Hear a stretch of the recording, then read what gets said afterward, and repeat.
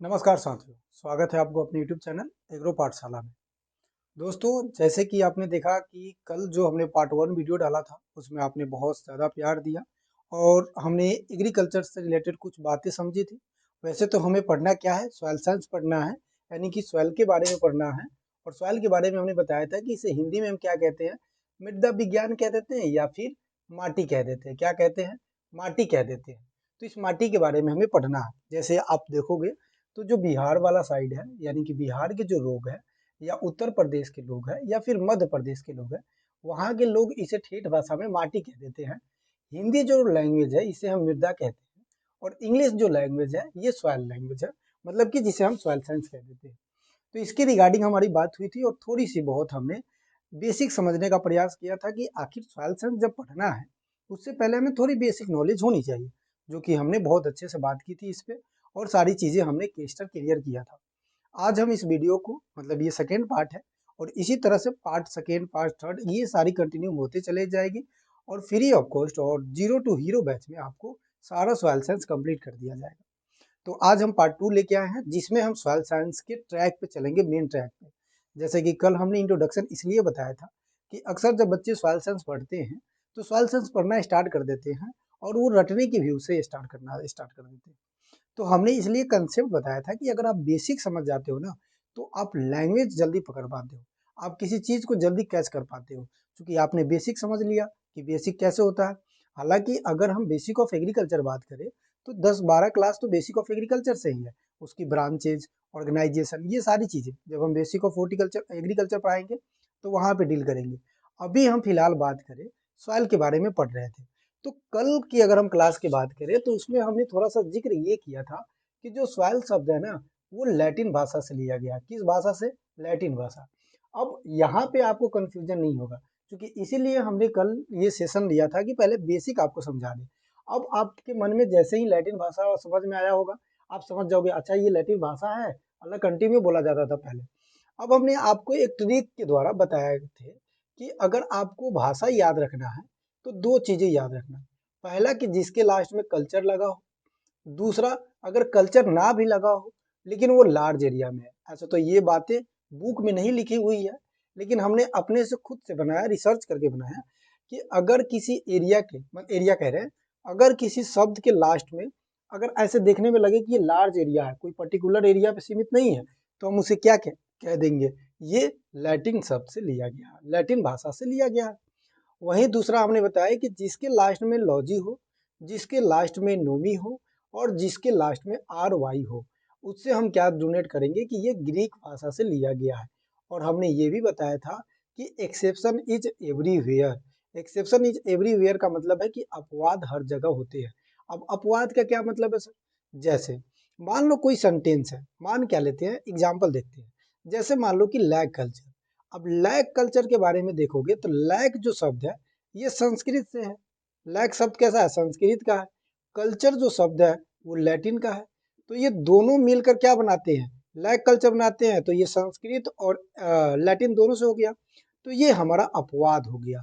तो कुछ अपवाद भी हमें याद रखना है। फिलहाल हम इस पे नहीं चर्चा करके अपने टॉपिक पे चर्चा करेंगे, ये टॉपिक से बाहर चीजें हो जाती है। लेकिन फिर भी अगर टॉपिक हमें समझना है तो ये सारी चीजें हमारे पास अंडरस्टैंड होना चाहिए, हमें समझ में आनी चाहिए, तभी जाकर हम क्या समझ पाएंगे कि एक्चुअल में सॉइल क्या होता है और कैसे फंक्शन करता है।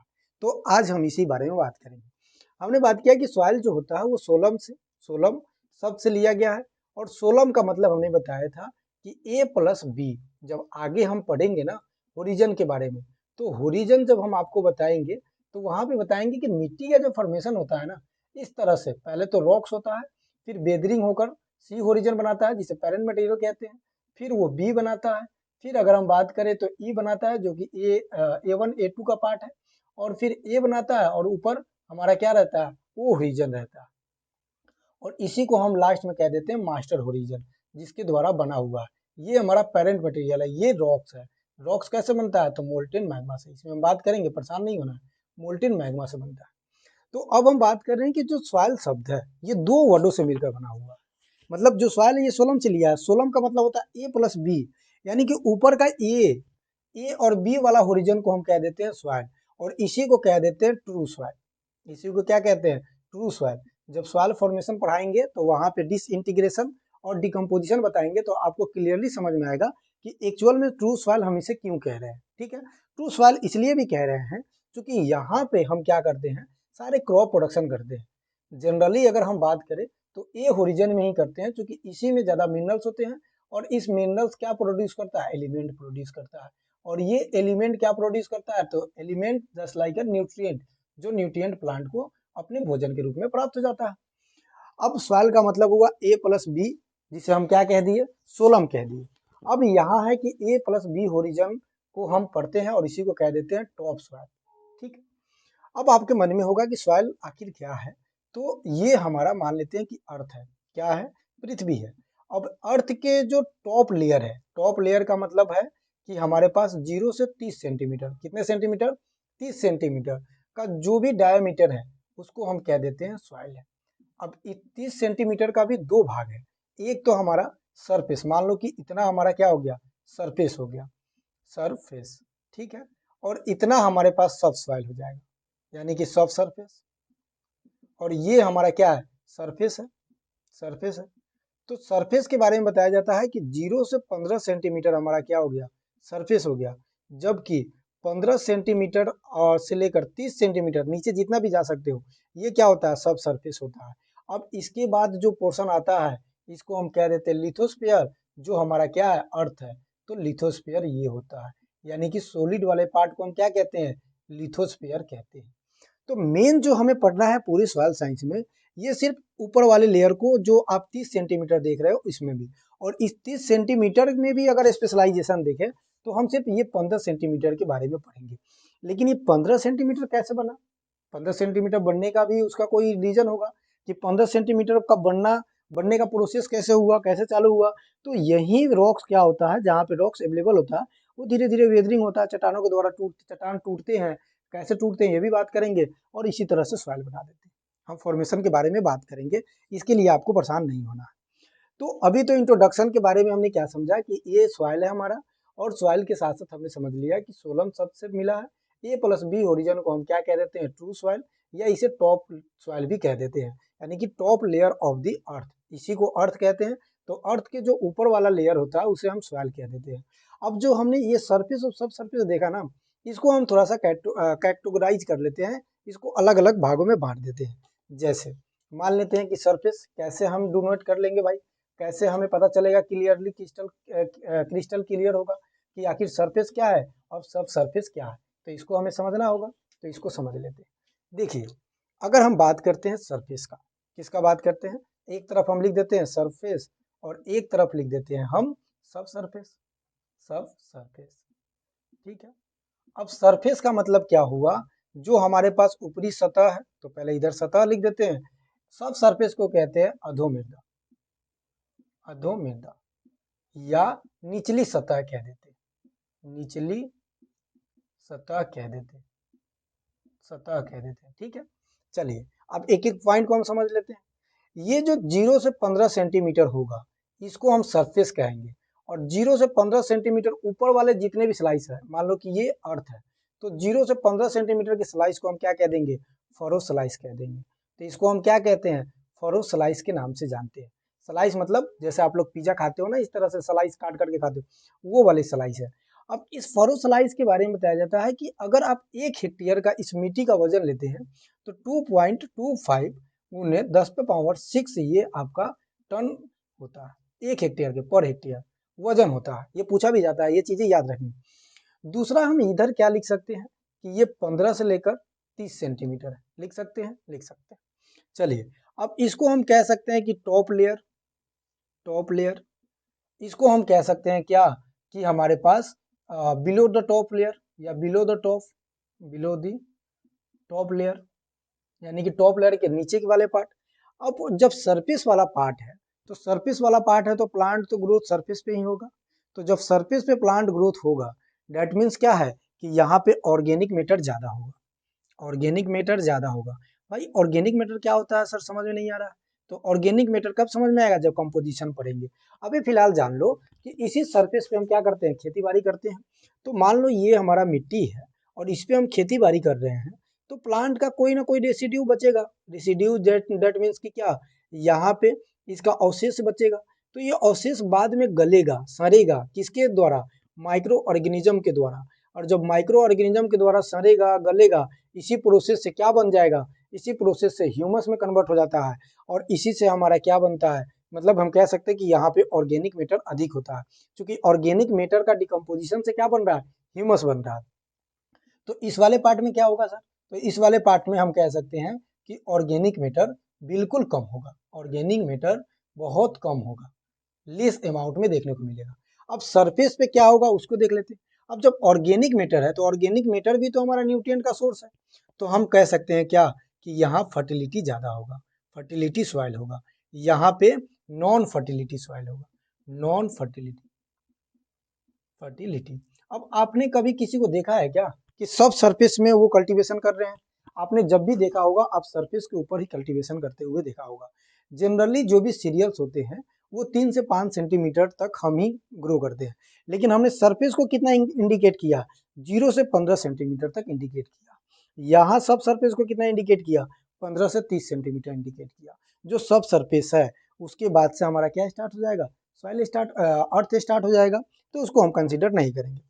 अब जब ऑर्गेनिक मैटर है तो यहाँ पे वाटर होल्डिंग कैपेसिटी भी ज़्यादा होगा, यानी कि जल धारण क्षमता भी ज़्यादा होगा। अब अगर ये टर्म आपको न समझ में आए ना कि वाटर होल्डिंग कैपेसिटी क्या होता है, तो आप इतना समझ जाना कि मिट्टी का वो कैपेसिटी जो अपने आप को क्या कर रही है, जल के साथ रोक के रख रही है, यानी कि जल को पकड़ के रखना, कितना उसके पास क्षमता है, उसी क्षमता को हम क्या कह देते हैं, वाटर होल्डिंग कैपेसिटी कह देते हैं, इसी क्षमता को कहते हैं। अब यहाँ पे वाटर होल्डिंग कैपेसिटी बहुत कम होगा, कितना होगा, कितना होगा से अमाउंट में तो नहीं है, लेकिन यहाँ पे वाटर होल्डिंग कैपेसिटी कम होगा। एक चीज और याद रखेंगे, जब ऑर्गेनिक मैटर बढ़ता है, यानी कि फील्ड में जब हम ऑर्गेनिक मैटर डालते हैं तो उससे क्या होता है, पोरोसिटी बढ़ता है। क्या होता है, पोरोसिटी का मतलब है कि रंध्र बढ़ता है। रंध्र बढ़ेगा तो जाहिर सी बात है कि हमारे पास वाटर होल्डिंग कैपेसिटी इंक्रीज होगा, ना कि डिक्रीज होगा। तो ये फीचर्स हमें सरफेस और सब सरफेस के बारे में याद रख लेना है। अब अगर और फीचर्स हम ऐड करना चाहें तो हम एक और चीज ऐड कर सकते हैं कि सरफेस का वाटर होल्डिंग कैपेसिटी तो ज़्यादा है ही, इसका न्यूट्रिएंट होल्डिंग कैपेसिटी भी ज़्यादा हो जाएगा। यानी कि न्यूट्रिएंट होल्डिंग कैपेसिटी किसका ज़्यादा होगा, सरफेस का होगा। सरफेस पे ही तो ऑर्गेनिक मैटर है, सरफेस पे ही तो फर्टिलिटी है, प्लांट ग्रोथ ही तो सरफेस पे हो रहा है, तो न्यूट्रिएंट भी कहाँ होगा, सरफेस में ही होगा। अब यहाँ पे वाटर होल्डिंग कैपेसिटी कम है तो न्यूट्रिएंट होल्डिंग कैपेसिटी भी कम ही होगा। अब ऐसा नहीं होगा कि न्यूट्रिएंट यहाँ होल्ड नहीं होगा, सरफेस सब सरफेस में न्यूट्रिएंट होगा, लेकिन होल्डिंग नहीं कर सकता, यानी कि न्यूट्रिएंट परसेंटेज बहुत कम होगा। तो ये हमारा डिफरेंट हो सकता है किसका, सरफेस ऑफ सब सरफेस का। तो हमने क्या समझा कि सॉइल लैटिन भाषा से लिया गया है, सोलम का मतलब सोलम शब्द से लिया गया है। सोलम का मतलब होता है A+B होरिजन, और इसको हम और कह देते हैं कि सोलम का मतलब होता है फ्लोर या फिर ग्राउंड। जो फ्लोर देखते हो, जो ग्राउंड फ्लोर, जैसे हम कहते हैं ना कि ग्राउंड फ्लोर पे हमारा रूम कमरा है, ग्राउंड फ्लोर पे हम रहते हैं, तो ग्राउंड फ्लोर का मतलब क्या, जो ग्राउंड पे हम कल्टीवेशन कर रहे हैं उस फ्लोर को हम क्या कह देते हैं, सोलम कह देते हैं। तो सोलम भी हमें समझ में आ गया, सरफेस और सब सरफेस भी हमें ये चीजें समझ में आ गया कि सारी चीजें क्या होती है। अब हमें ये समझना है कि अब इस अनुसार हम सॉइल का क्या डिफिनेशन दे सकते हैं। डिफिनेशन दैट मीन्स कि हम सॉइल को कैसे परिभाषित कर सकते हैं, डिफाइन कैसे कर सकते हैं। तो इस डिफिनेशन को भी हम समझ लेते हैं कि अब हमने तो सारी चीज पढ़ ली, सॉइल का डिफिनेशन भी पढ़ना बहुत जरूरी है। तो सॉइल डिफिनेशन को भी हम क्या करते हैं, समझ ही लेते हैं यहाँ पे। तो बस समझ लेते हैं, 1 मिनट। अब लिखते हैं हम क्या, अब लिखते हैं कि व्हाट इज सॉइल साइंस। ठीक है, व्हाट इज सॉइल साइंस, या पहले अभी लिखते हैं हम what is soil. Soil science का मतलब होता है क्या, सॉइल के बारे में पढ़ना, मतलब साइंस का मतलब ही होता है इंडिकेट टू टेक्नोलॉजी और स्टडी करना। तो अब सॉइल का डिफिनेशन लिखते हैं। चलिए, मृदा का डिफिनेशन, जिसे हम ठेठ भाषा में माटी कह देते हैं, तो इस माटी का डिफिनेशन, आइए माटी का डिफिनेशन लिखते हैं। पता भी तो होना चाहिए, जिस मिट्टी पे हम रहते हैं, जो मिट्टी हमें खाने के लिए देती है, उस मिट्टी के बारे में नॉलेज तो होनी चाहिए, तो जानते हैं। अब हमारे पास सॉइल का डिफिनेशन अगर हम बनाए कि डिफिनेशन क्या बना सकते हैं, यानी कि परिभाषित करें, परिभाषा इसका क्या हो सकता है, परिभाषा क्या हो सकता है, तो हम कह सकते हैं कि सॉइल क्या है, soil is a natural body, natural body to consist of organic matter,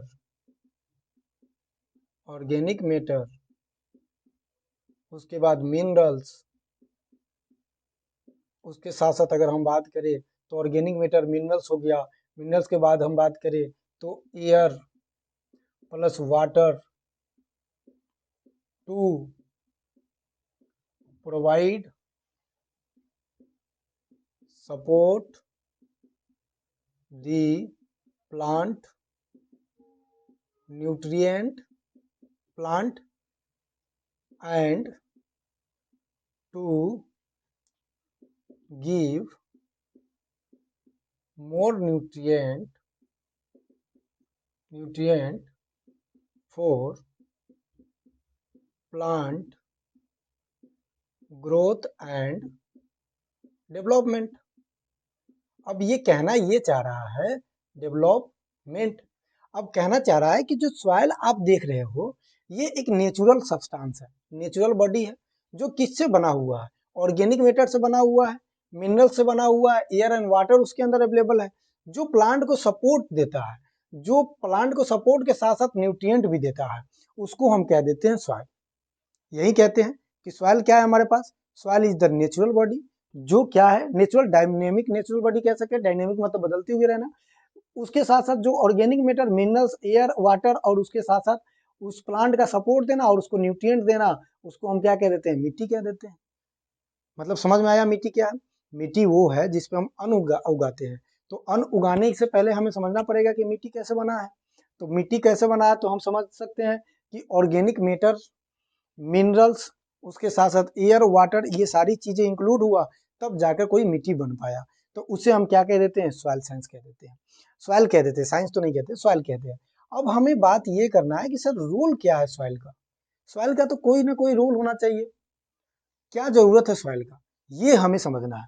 अब सॉइल के अगर रोल देखें यहाँ क्या इसका रोल है, तो जब भी हम कोई प्लांट लगाते हैं तो प्लांट को ग्रोथ के लिए ना बहुत चीजों की रिक्वायरमेंट होती है।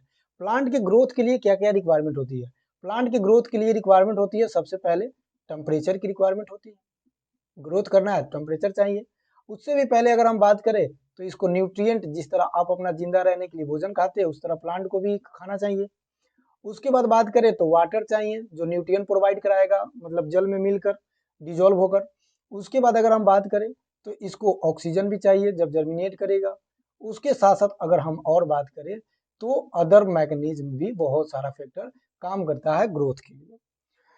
अब इसमें जो मिट्टी है, अब जैसे ही हम क्रॉप को कल्टीवेशन मतलब इसमें ग्रो करेंगे तो ये अपना रूट को फैलाएगा और मिट्टी इसको क्या करेगा, पकड़ के रखेगा, और पकड़ के रखेगा डेट मीन्स इसको सपोर्ट दे रहा है। क्या दे रहा है, सपोर्ट दे रहा है। अब जब सपोर्ट है इसको मिला हुआ तो ये अपने बल पे क्या होगा, अपने स्टेम पे सीधा खड़ा रहेगा। ऐसे बोलते हैं ना कि फैमिली का अगर जिसके ऊपर भी सपोर्ट रहता है वो इंसान बहुत मजबूती के साथ खड़े रहते हैं, जिसका भी फैमिली का सपोर्ट नहीं रहता है डेट मीन्स वो इंसान कहीं ना कहीं वीक हो जाता है। तो इसी तरह से ये मिट्टी क्या है, इसके फैमिली है। अब मिट्टी फैमिली है तो जिस तरह हमारे फैमिली हमारे पेरेंट्स हमें पढ़ाने के लिए पैसे देते हैं उस तरह इनका फैमिली मिट्टी है। तो ये क्या क्या देंगे, ये अपने बालक यानी कि इस प्लांट को जिंदा रखने के लिए सबसे पहले तो सपोर्ट पहुंचाएंगे, सपोर्ट पहुंचाएंगे। उसके बाद सपोर्ट पहुंचाने से भी तो नहीं होगा, सिर्फ उसको सपोर्ट करने से पैसे भी देना पड़ेगा बाहर रहने के पढ़ने के लिए। तो हम न्यूट्रिएंट भी सप्लाई करते हैं, न्यूट्रिएंट मतलब प्लांट का भोजन, तो भोजन भी हमें देता है।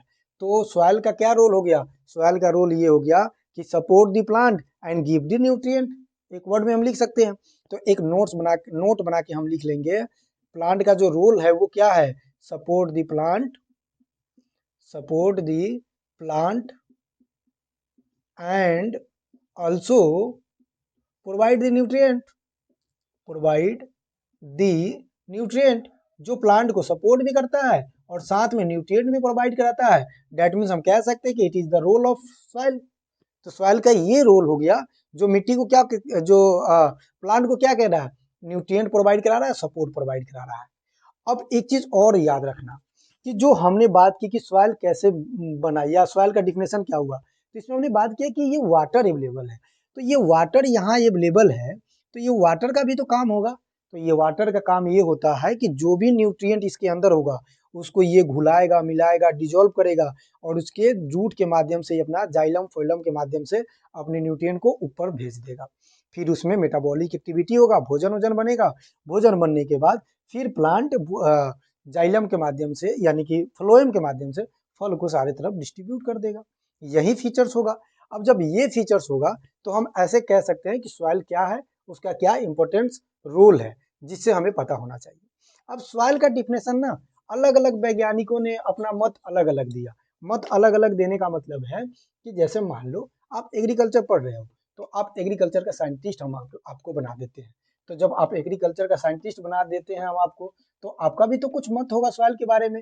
चाहे आप ऐसे समझो, जब अपन 10th क्लास में पढ़ते थे तो क्लास के मॉनिटर हुआ करता था या फिर जो भी सर आते थे तो क्लास में हम लोग से पूछते थे कि हाँ भाई क्या प्लानिंग करना चाहिए, कैसे प्लानिंग करना चाहिए। तो हम लोग अपना अपना मत देते हैं। कहीं जाना होता था, जैसे कहीं टूर पे कोच कॉलेज वाले लेके जाते थे, तो हम लोग डिसाइड रहते थे कि सर यहाँ चलते हैं या फिर यहाँ चलते हैं। फिर उसमें से जिनका भी मत होता है सही, जिनका भी डिसीजन सही होता है या जिनका भी बताने का तरीका सही होता है उनके कंसिडर किया जाता है। हालांकि ऐसी कोई बात नहीं है, कंसिडर तो वो लोग अपने ही करते हैं, उनको जहाँ लेके जाना होता है वो खुद ही लेके जाते हैं। लेकिन फिर भी हम अपना मत दे देते हैं कि हमारा ख्याल सॉइल के बारे में ये है। तो बहुत ज़्यादा साइंटिस्ट हुआ जिन्होंने स्टडी किया और उन्होंने अपना अपना अपना मत दिया कि मैं सॉइल के बारे में ये सोचता हूँ और सॉइल इस तरह से है। तो इस तरह से हमें ना कुछ वैज्ञानिकों का नाम याद रखना है।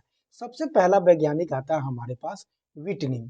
विटनिंग एक साइंटिस्ट का नाम है जिन्होंने 1891 को यानी कि 1891 में बताया कि सॉइल क्या है। तो इन्होंने बताया, सॉइल का डिफिनेशन दिया कि ये एक नेचुरल बॉडी है, या फिर हम ऐसे कह सकते हैं कि न्यूट्रिएंट बीन है। न्यूट्रिएंट बीन है। न्यूट्रिएंट बीन क्या होता है सर? तो हम अपने घरों में डस्टबिन लगाते हैं ना, तो डस्टबिन में हम क्या करते हैं, सारा कूड़ा कचरा हम ले जाके डस्टबिन में डाल देते हैं, यही करते हैं।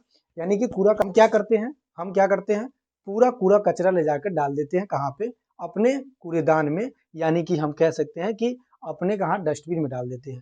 तो विटनी साहब ने कहा कि जो सॉइल का डिफिनेशन है ना, वो हम कह सकते हैं कि न्यूट्रिएंट बीन है।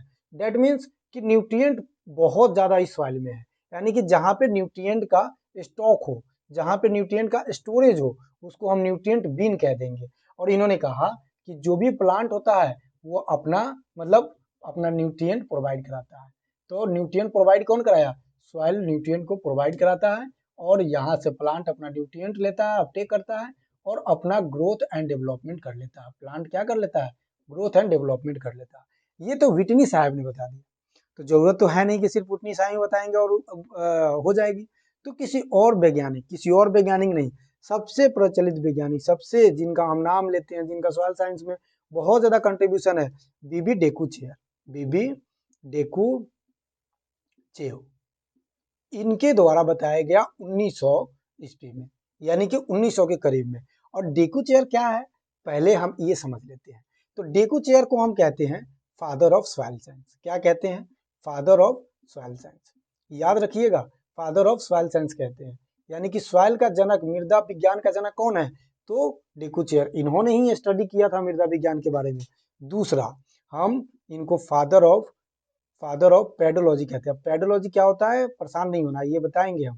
पेडोलॉजी कहते हैं, ठीक है। उसके साथ साथ इनको हम मॉडर्न पेडोलॉजी भी कहते हैं, मॉडर्न पेडोलॉजी भी कहते हैं, ठीक है। ये चीजें आप नोट कर लेंगे सारी चीजें।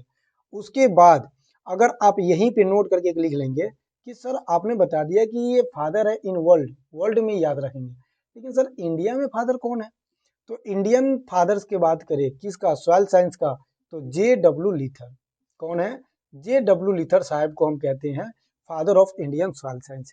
तो ये जो टॉपिक है ये आपको बहुत ज्यादा काम देने वाली है, एग्जाम पर्सपेक्टिव से भी और नॉलेज पर्सपेक्टिव से भी। अब आते हैं इनके डिफिनेशन की तरफ। इन्होंने कहा, डेकुचेर साहब ने कहा कि जो सॉइल है ना, जो सॉइल है वो क्या है, वो एक प्रकार से नेचुरल बॉडी है। नेचुरल बॉडी है जो किससे मिला हुआ है, मतलब किससे बना हुआ है, तो to consist of organic matters and minerals से मिला हुआ, बना हुआ है। किससे बना हुआ है? तो मिनरल से मिला हुआ है, यानी कि मिनरल्स और ऑर्गेनिक मैटर के मिलने से क्या बना हुआ है, सॉइल बना हुआ है। इन्होंने ये कहा। अभी हम उस पे नहीं आते हैं कि सॉइल का फॉर्मेशन कैसे हुआ, आएंगे उस पे।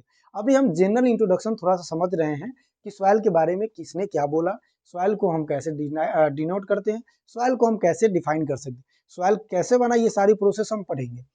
अब हम आ जाते हैं तीसरे वैज्ञानिक के बारे में, जिसे हम जेनी कहते हैं। तो जेनी ने कहा, 1936 की बात है, इन्होंने कहा कि ठीक है, इन्हीं का परिभाषा को दोहरा दिया गया डेकुचियर साहब को। इन्होंने कहा कि जो सॉइल है, आप कह रहे हो कि नेचुरल बॉडी है, ठीक है, नेचुरल बॉडी है, अच्छी बात है। इन्होंने कह दिया कि ये ऑर्गेनिक मैटर प्लस मिनरल से तो बना ही है, लेकिन ये किस तरह है, हॉरिजेंटली है। हॉरिजेंटली मतलब होरिजन की तरह, यानी कि इस तरह से एक एक होरिजन में बना हुआ है। तो इसने कह दिया, इन्होंने कह दिया कि सॉइल का डिफिनेशन क्या है, ऑर्गेनिक मैटर और मिनरल से तो बना, मिनरल से तो बना ही है, लेकिन साथ में ये हॉरिजेंटली है, इस तरह से है, यानी कि होरिजन फॉर्मेशन हुआ है। अब आते हैं जोफे के बारे में, या जेफी, कितने लोग जेफी कह देते हैं, कितने लोग जोफे कह देते हैं, तो जो आप प्रोनाउंसिएंस करते हैं वो कर देंगे। तो जोफी के बारे में अगर हम बात करें, तो इनके द्वारा कहा गया 1941 में, और यही जोफी साहब है जो सॉइल फॉर्मेशन को इन्होंने एक्टिव एंड पैसिव में बांटा था। पढ़ेंगे, बहुत मजा आएगा, ये soil forming factor, active passive process क्या होता है, तो एक्टिव और पैसिव में बांटा था, याद रख लेंगे, यहीं पे इन्होंने जोफी साहब ने बताया था। इन्होंने बताया कि सॉइल जो है ना, वो नेचुरल बॉडी तो है, लेकिन वो बना किससे है, तो इन्होंने कह दिया कि weathering of minerals and rocks, weathering of minerals and rocks, यानी कि चट्टान और उसके साथ साथ खनिजों के टूटने से ये मिट्टी बना हुआ है। इन्होंने अलग ही डिफिनेशन दे दिया। तो हमें क्या करना है, हमें करना है कि कॉपी पे हम नोट कर लेंगे कि जो जो इंपॉर्टेंट पॉइंट, जैसे कि विटनी साहब ने क्या कहा कि न्यूट्रिएंट बीन है, सॉइल क्या है, एक न्यूट्रिएंट बीन है, जो किससे बना हुआ है, जो प्लांट को प्रोवाइड कराता है न्यूट्रिएंट। इन्होंने सिर्फ इतना ही कहा। डेकू चेयर साहब ने कहा कि ये सॉइल जो है नेचुरल बॉडी तो है, लेकिन ये बना किससे है, कंसिस्ट किससे है, तो ऑर्गेनिक मैटर एंड मिनरल से है। इनको हम फादर ऑफ सॉइल साइंस कहते हैं, father of pedology, modern pedology कहते हैं। और पूछा जाए कि इंडियन फादर्स कौन है सर, ये तो बता दीजिए, तो लीजिए, J.W. लिथर साहब को हम क्या कहते हैं, father of Indian soil science कहते हैं। अब हमारा आता है जेनी साहब। जेनी साहब के बारे में बात करें तो इन्होंने कहा कि सॉइल एक नेचुरल बॉडी है जो मिनरल्स ऑर्गेनिक मैटर के मिलने से बना हुआ है, और वो कैसा है, हॉरिजेंटली, यानी कि इन्हीं का बात को दोहराकर इन्होंने एक फॉर्म तैयार कर दिया, थोड़ा सा इसमें एडिट कर दिया। लेकिन जोफे साहब ने बिल्कुल अलग कहा। इन्होंने कहा कि जो सॉइल है ना, वो नेचुरल बॉडी तो है ही, लेकिन वो weathering of minerals and rocks के टूटने से बना है। चट्टाने में वेदरिंग हुआ, टूटा, तब जग के बना क्या हमारा, तो हमारा मिट्टी बना। इन्होंने ये बता दिया, किन्होंने, तो जोफे साहब ने। ठीक है, तो ये हमारा क्या रहा, सॉइल साइंस का जो अलग अलग साइंटिस्टों के द्वारा अलग अलग मत दिया गया था, वो यहाँ पे है। ठीक है, चलिए अब हम समझ लेते हैं, जब अलग अलग मत इन्होंने दे दिया, तो अब हम समझ लेते हैं approaches of soil science. Approach हमें समझना बहुत जरूरी है कि आखिर सॉइल के पढ़ने का क्या अप्रोच है, या उसका क्या अप्रोचेस है, या फिर हम ऐसे कह सकते हैं कि classes of soil science, soil science को कितने क्लासों में हमने बांट दिया। बाकी समझ में आ रहा है, ये सारी चीजें कमेंट करके बताते रहेंगे, ठीक है। चलिए अब हम समझते हैं क्लासेस ऑफ सॉइल, या फिर हम इसी को कह देते हैं क्या, क्लासेस ऑफ सॉइल को ही हम कह देते हैं क्या, कि approaches of soil, approaches of soil. ठीक है, तो अप्रोचेस ऑफ सॉइल में हमें दो अप्रोच को याद रखना है। कितने अप्रोच को याद रखेंगे, टू अप्रोचेस को याद रखेंगे। दो अप्रोच दिया गया सॉइल साइंस के पढ़ने का। अप्रोच का मतलब होता है कि कोई हम काम करते तो नहीं कहते कि ये अप्रोच होना चाहिए इस काम के प्रति। तो ये सॉइल साइंस का अप्रोच कितना है, इसके रिगार्डिंग में दो अप्रोचेस को दिया गया। एक अप्रोचेस हमारे पास था, या इसे ऐसे समझते हैं, मान लो कि ये सॉइल है, ठीक है, हम मानते हैं कि यहाँ पे भी सॉइल ही है, ठीक है। चलिए अब आप दो चीज बताना, एक हम मानते हैं कि एक कॉमन पर्सन है, ठीक है, जिसे एग्रीकल्चर से कुछ नहीं पता है, जैसे हम बिजनेस पर्सन भी कह सकते हैं। दूसरा हमारे पास कंस्ट्रक्शन जो करते हैं, कंस्ट्रक्शन जो है वो है कंस्ट्रक्शन पर्सन है, जो कंस्ट्रक्शन का काम करते हैं, बिल्डिंग वगैरह बनाते हैं। तीसरा हमारे पास माइनिंग ऑफिसर जो माइनिंग करता है वो है। ठीक है, अब इनके अकॉर्डिंग अगर आप पूछोगे कि बताओ भैया, कॉमन पर्सन से, कंस्ट्रक्शन से, माइनिंग ऑफिसर से पूछोगे कि बताओ भैया आपके अकॉर्डिंग सॉइल क्या है, तो ये कह देगा कि एक प्रकार से ये डेब्रीज है, यानी कि मलबा है, या फिर हम कह सकते हैं, ये कह देंगे कि ऑर्गेनिक मैटर है जो भगवान के द्वारा बनाया गया है और हम उस पर कल्टिवेशन करते हैं। इनके द्वारा सिंपल लैंग्वेज में ये कहा जाएगा। लेकिन दूसरी तरफ हम आते हैं, दूसरी तरफ मान लो कि आपके जैसे या आप अपने, सब कोई हम फार्मर फैमिली से आए, तो मान लो कोई फार्मर्स है या आपके जैसे, जब बाद में आप पढ़ोगे तो हम लोग जब ऑफिसर बनेंगे एग्रीकल्चर ऑफिसर, तो एग्रीकल्चर ऑफिसर हम यहाँ पे लिख लेते हैं। ठीक है, एग्रीकल्चर ऑफिसर। और तीसरा हम किसको ऐड कर लेते हैं, तीसरा हम एग्रीकल्चर स्टूडेंट। अभी स्टूडेंट है तो हमारा भी तो कोई योगदान होना चाहिए, ऐसा थोड़ी है कि स्टूडेंट को कुछ नहीं, कोई नहीं पूछेगा, तो स्टूडेंट के द्वारा भी क्या मत रखा गया।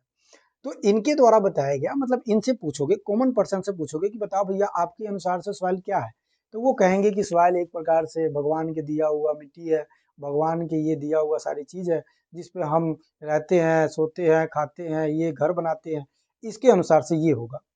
अब एक चीज और याद रखेंगे कि इनके अनुसार से एक और बात करें तो ये कहेंगे कि प्लांट को यहाँ पे ग्रो ना करके ये सोचेंगे कि, जैसे कंस्ट्रक्शन पर्सन को हम लेते हैं, तो ये मिट्टी का अध्ययन करेंगे, तो इस पर्पज से करेंगे कि हम यहाँ पे किस तरह से बिल्डिंगें बना सकते हैं, किस प्रकार का मिट्टी है, मिट्टी का क्लासिफिकेशन क्या है।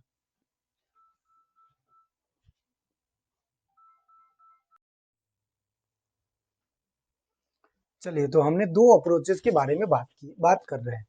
तो हमने देखा कि जो अब कॉमन पर्सन से बात करते हो, कंस्ट्रक्शन वाले पर्सन से बात करते हो, माइनिंग ऑफिसर से बात करते हो, तो वो जब एग्रीकल्चर और सॉइल साइंस को पढ़ता है तो वो कहता है कि सॉइल क्या है, एक नेचुरल बॉडी है जिसमें हम रहते हैं। बिल्डिंग वाले कहेंगे कि हम स्टडी इस पर्सपेक्टिव से करेंगे कि किस प्रकार का मिट्टी है, कैसे मतलब इस पे घर बना सकते हैं, कैसे बिल्डिंगें बना सकते हैं।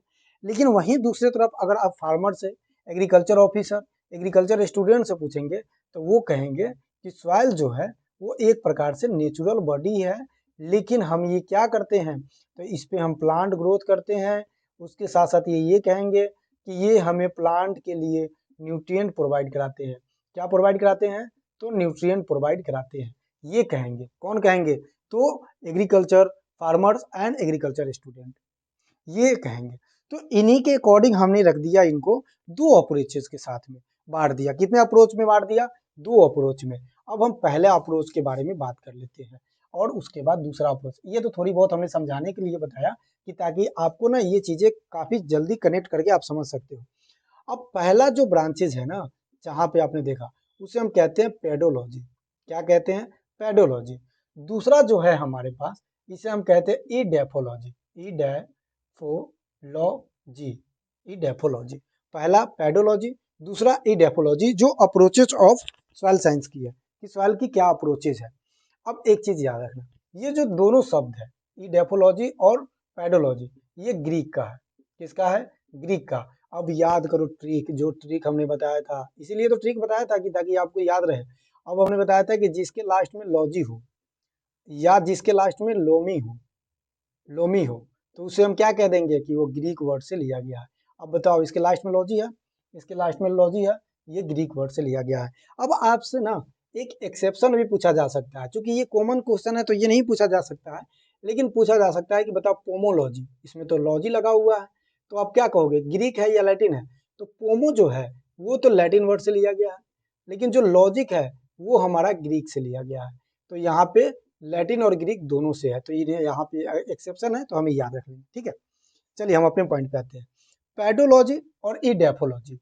पैडोलॉजी का मतलब ये है कि पैडोलॉजी, जैसे हमने बोला कि साइंटिस्ट के द्वारा या फिर कंस्ट्रक्शन माइनिंग ऑफिसर के द्वारा आप अगर पूछोगे कि सॉइल आपके लिए क्या है, तो वो कहेगा कि एक नेचुरल बॉडी है जो प्रकृति के द्वारा बना हुआ है। हम इसमें जब भी पढ़ते हैं तो इसके बारे में पढ़ते हैं कि इसका ओरिजिन कैसा है, किस तरह से फॉर्मेशन हुआ है, डिस्ट्रीब्यूशन कैसा है और डिस्क्रिप्शन कैसा है, उसके बारे में, कि ताकि बिल्डिंग वगैरह हमें आसानी से बन जा सके। लेकिन वहीं आप फार्मर से पूछोगे तो फार्मर कहेगा नहीं भैया ये तो नेचुरल बॉडी है, लेकिन हमारे लिए बहुत काम की चीजें हैं, इस पे प्लांट भी ग्रोथ हो रहा है, क्योंकि ग्रोथ होने के लिए प्लांट को सपोर्ट भी मिल रहा है और प्लांट न्यूट्रिएंट भी मिल रहा है। तो प्लांट न्यूट्रिएंट मिल रहा है तो हमारे लिए ये तो क्या है, अन्न देवता, इस तरह से कह सकते हैं। तो पेडोलॉजी में हम क्या स्टडी करते हैं, ये स्टार्ट लेंगे। पहले तो लिख लेते हैं कि पेडोलॉजी ग्रीक का शब्द है जो दो वर्डों से मिलकर बना हुआ है। एक होता है पेडो, पेडोज कहते हैं या पेडो कहते हैं, और दूसरा होता है लॉजी। ठीक है, पेडोज का मतलब होता है सॉइल और लॉजी का मतलब होता है स्टडी। ठीक है, अब इधर आते हैं, इधर हमारे पास है, ये भी ग्रीक वर्ड से है, दोनों को हमने बात किया कि ग्रीक वर्ड से है। एक है हमारे पास इडेफो, इडेफो, दूसरा है हमारे पास लॉजी। अब इडेफो का मतलब होगा सॉइल और लॉजी का मतलब होगा स्टडी। तो सर आप इसमें अंतर कैसे कह रहे हो, दोनों का तो मतलब आपने सेम ही निकाल दिया।